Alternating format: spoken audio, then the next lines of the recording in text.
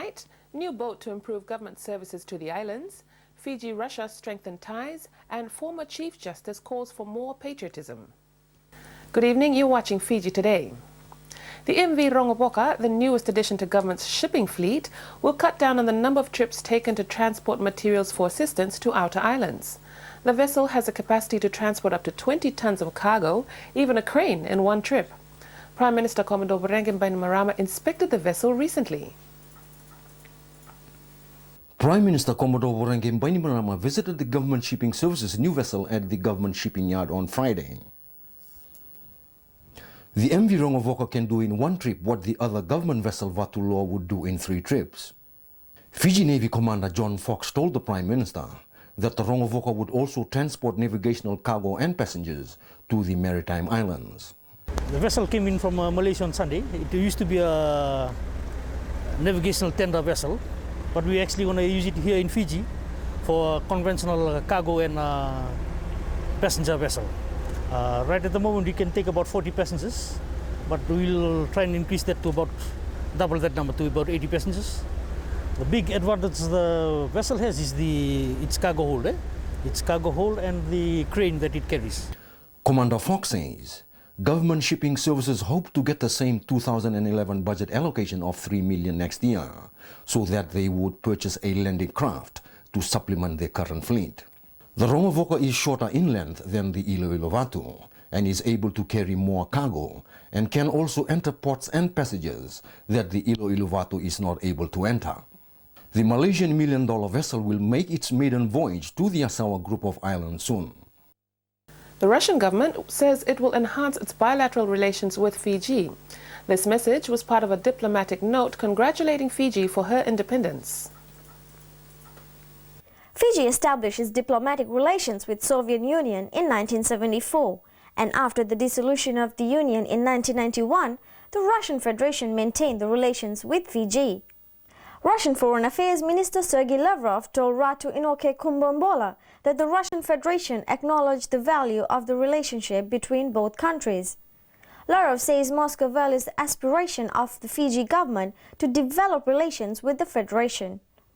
He believes the joint efforts will benefit both ordinary Fijians and Russians. Last month, Lavrov met with the Pacific Island nations representatives accredited to the United Nations in New York. In the meeting, Russia expressed its interest in cooperating with the Pacific small island developing states in areas of investment, minerals, energy, tourism, education, and medicine. Earlier this year, both the Russian Federation and Fiji announced the strengthening of bilateral relations after the appointment of Isikeli Mataitonga as Fiji's first ambassador to Russia. The Fiji police force has stepped up its efforts in resolving 521 complaints against police officers. A team of investigators from the Discipline and Ethical Division visited the Western Division today to commence investigations into 123 cases. Commissioner of Police Brigadier General Iwane Naivalurua is determined to see the number of caps decrease and eliminated altogether through operational effectiveness, improved responsiveness to cases reported from the public, and exemplary behavior from all police officers.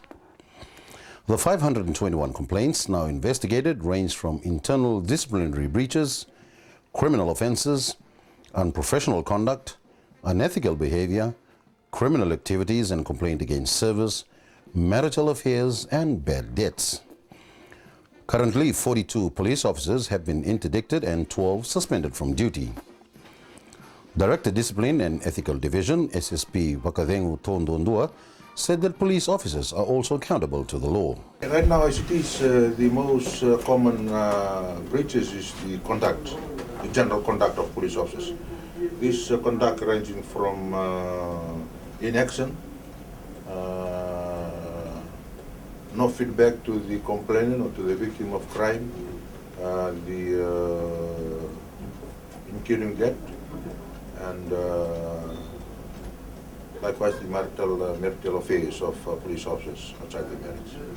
SSP Tondondua says extramarital offences undermine people's trust in the integrity of the force. For us, as police officers, we are seen to be the custodian of law or law enforcement.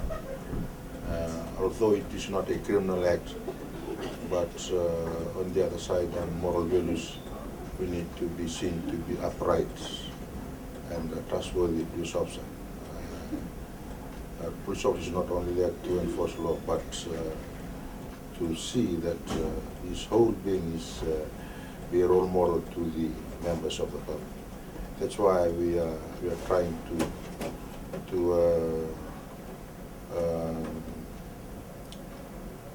teach our police officers about the importance of their moral and ethical values.